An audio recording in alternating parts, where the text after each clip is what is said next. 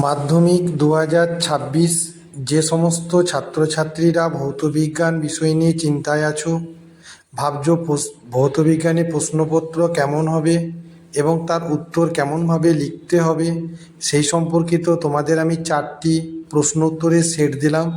তার মধ্যে আজকে 4র্থ নম্বর সেটটি তোমাদের সামনে দেওয়া হলো।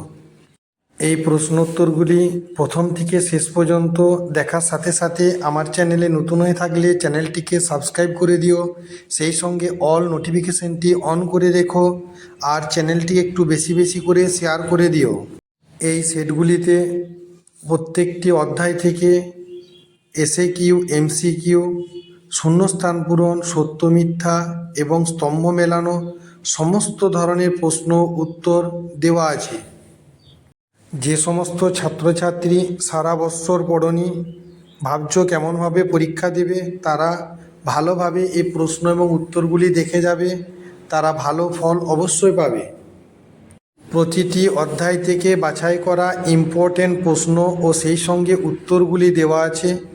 পরীক্ষার আগে অন্তত তোমরা একবার অবশ্যই এই প্রশ্ন উত্তরগুলি দেখে নিও। 2026-এর মাধ্যমিক পরীক্ষার্থীদের হাতে যেটুকু সময় আছে সেই সময়ের মধ্যে তোমরা যদি প্রশ্নোত্তরগুলো ভালোভাবে দেখে যাও তাহলে তোমাদের ফল অবশ্যই ভালো হবে। আমার দেওয়া এই প্রশ্নোত্তরগুলো পেয়ে তোমরা যদি উপকৃত হয়ে থাকো তাহলে বেশি বেশি করে শেয়ার করে দিও।